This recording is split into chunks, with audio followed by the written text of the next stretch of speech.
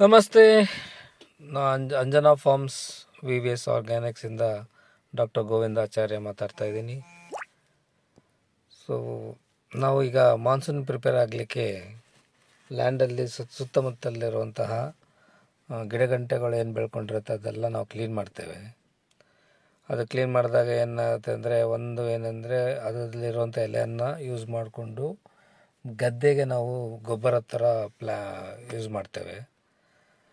So ಆಮೇಲೆ ಈ ಗಿಡಗಂಟೆಗಳಿಂದ ಬದಿಲಿಟ್ರೆ ಏನಾಗುತ್ತೆ ಅಂದರೆ ಫೆನ್ಸಿಂಗ್ ಥರ ಆಗುತ್ತೆ. ಸೊ ದಟ್ ಬೇರೆ ಪ್ರಾಣಿಗಳು ಎಲ್ಲ ಬರೋದಿಲ್ದಾಗೆ ತಡೀತದೆ. ಆಮೇಲೆ ಅದು ಸೈಡಲ್ಲಿ ಮರ ಇರೋದ್ರಿಂದ ಅದು ಬೆಳೆದು ಸಾಮಾನ್ಯವಾಗಿ ವರ್ಷಕ್ಕೂ ಅದು ಜಾಸ್ತಿ ಆಗ್ತಾ ಇರುತ್ತೆ.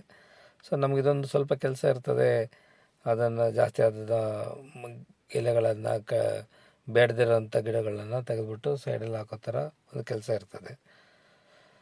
ಸೊ ಇದೆಲ್ಲ ನಮ್ಮ ಲ್ಯಾಂಡು, ನೀವು ನೋಡಿದ್ದೀರ ಮೊದಲಿನ ವೀಡಿಯೋದಲ್ಲೆಲ್ಲ.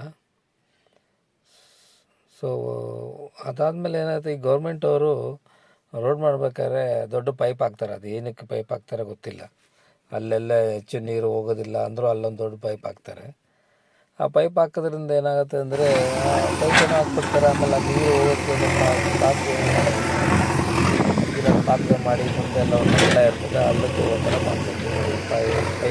ಪೈಪ್ ಹಾಕಿ ಪಾತ್ರೆ ಹಾಕಿ ಮಾಡಿಕೊಟ್ಟು ಅದಕ್ಕೆ ಮಣ್ಣೆಲ್ಲ ಮಳೆ ಬಂದ ಮಣ್ಣೆಲ್ಲ ಕುತ್ಕೊಂಡು ಹೊಡೆದೋದು. ಸೊ ನಾನು ಅದನ್ನು JCBಲೆಲ್ಲ ಕ್ಲೀನ್ ಮಾಡಿಸಿ ಅದೆಲ್ಲ ನೀಟಾಗಿ ನೀರು ಹೋಗೋ ಥರ ಮಾಡಬೇಕು. ಇಲ್ಲಾಂದರೆ ಸುಮ್ಮನೆ ಹೊಲದಲ್ಲಿ ಗದ್ದೆಯಲ್ಲಿ ತುಂಬ ಹೆಚ್ಚುವರಿ ನೀರು ಬರೋಕ್ಕೆ ಶುರು ಆಗುತ್ತೆ. ಜಾಸ್ತಿ ನೀರು ಬರಬಾರ್ದು, ಕಡಿಮೆ ನೀರು ಬರಬಾರ್ದು, ಆ ಥರ ಮೇಂಟೈನ್ ಮಾಡಬೇಕಾಗುತ್ತೆ.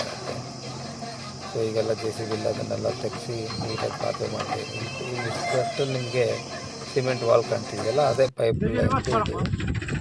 ಆಮೇಲೆ ನಾವು ಗೊಬ್ಬರನ ಶಿಫ್ಟ್ ಮಾಡ್ತೀವಿ ನಮ್ಮ ಹೊಲಕ್ಕೆ. ಎಲ್ಲ ಕಡೆ ಗುಡ್ಡೆ ಮಾಡ್ತೇವೆ. ಸೊ ದಟ್ ಆ ಗೊಬ್ಬರನ ಲೈಕ್ ಲೇಬರ್ ಇಟ್ಟು ಆಳನ್ನು ಇಟ್ಟು ಚೆಲ್ಲಿಸ್ತೇವೆ ನಾವು. ಮಳೆ ಬಂದಾಗ ಒಂದ್ಸರಿ ಚೆಲ್ಲಿಸಿ ಆಮೇಲೆ ಉಳುಮೆ ಮಾಡ್ತೇವೆ. ಸೊ ದಟ್ ಗೊಬ್ಬರ ಮಿಕ್ಸ್ ಆಗ್ತದೆ ನೆಲದಲ್ಲಿ.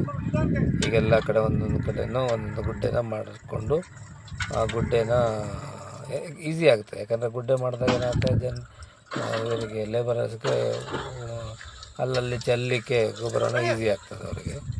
ಇದು ಫಸ್ಟ್ ಲೆವೆಲ್. ಅದಾದಮೇಲೆ ಪ್ರತಿಯೊಂದು ಬಿತ್ತನೆ ಬೀಜವನ್ನು ನಾವು ಬೀಜಾಮೃತ ಅಂತ ಮಾಡ್ತೇವೆ.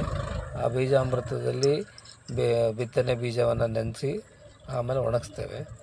ಒಣಗಿಸಿ ಅದನ್ನು ನಾವು ಎಷ್ಟೇ ಕ್ವಿಂಟಾಲ್ ಇದ್ರೂ ಮಾಡ್ತೇವೆ. ಯಾಕಂದರೆ ಅದು